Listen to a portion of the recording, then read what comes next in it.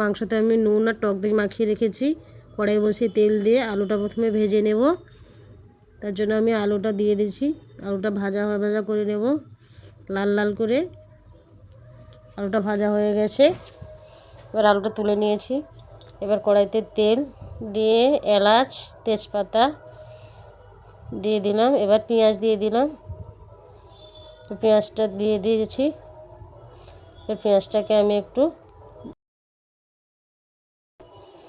ভাজা ভাজা করে নেব।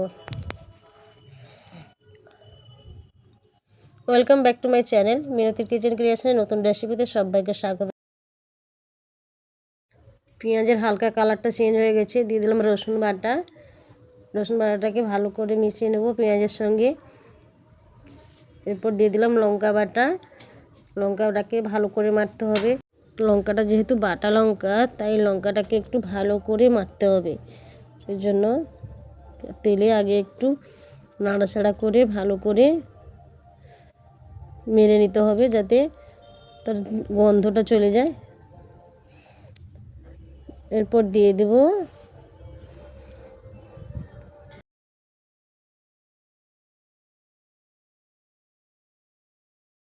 টমেটো দিয়ে দেবো।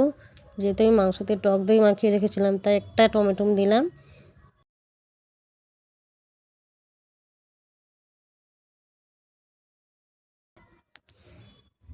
এবার হলুদ দিলাম। এবার দিয়ে দেবো আদা বাটা। এই আদা বাটাটাকেও মশলার সঙ্গে ভালো করে মিশিয়ে নেব।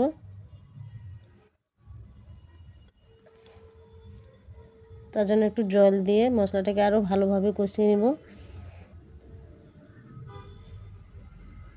যাতে সব মশলাগুলো ভালোভাবে মিশে যায়। সেই জন্য জল দিয়ে কষিয়ে নেব। এই দেখুন মশলাটা প্রায় হয়ে গেছে। নুন একটু দিয়ে দিলাম, যেহেতু মাংসতে আমার নুন দেওয়া আছে পরিমাণ মতো, তাই অল্প করেই নুন দিলাম। দেখুন আমার মাংসের মশলাটা প্রায় হয়েই গেছে।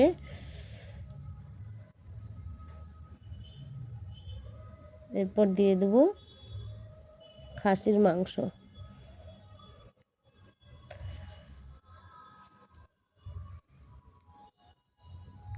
একদম কম তেল মশলায় আজকে এই মাংসটা রান্না হচ্ছে। দেখতেই পাচ্ছেন এইটুকু তেল দিয়েছি। এরপর এই যে মাংস দিয়ে দিলাম। মাংসটাকে ভালো করে নাড়াচাড়া করে মশলার সঙ্গে মিশিয়ে নেব।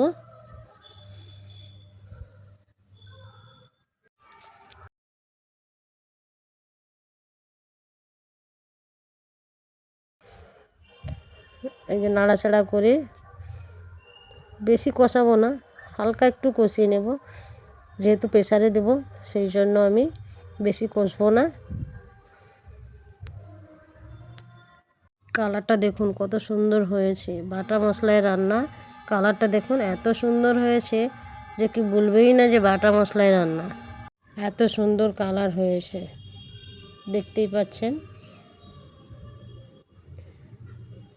এটা হালকা কষানো হয়ে গেছে।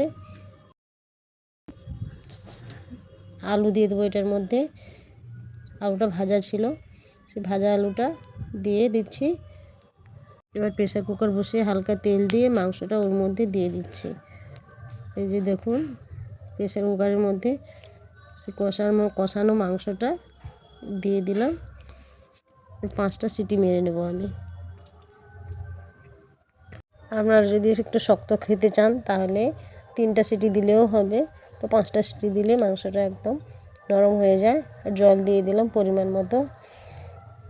একটু হালকা জুস রাখবো, পাতলা জুস, তার জন্য সেরকমভাবেই জল দিলাম।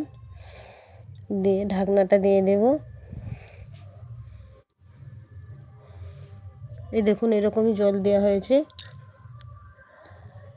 পাতলা জুস রাখার জন্য জল দেয়া, যেহেতু বাটা মশলায় রান্না, একটু জুসটা খেতে ভালো লাগবে। যে ঢাকনা দিয়ে 5টা সিটি করে নিয়েছি। ঢাকনাটা খুললাম। এই দেখুন কত সুন্দর হয়েছে। মাংসটা রান্না হয়ে গেছে। এবার আপনাদেরকে দেখাবো কতটা নরম হয়েছে। দেখুন একদম নরম হয়ে গেছে মাংসটা। এই যে রান্নাটি হয়ে গেছে। এই রান্নাটি আপনার কেমন লেগেছে আপনাদের জানাবেন এবং আমার চ্যানেলের সঙ্গে থাকবেন।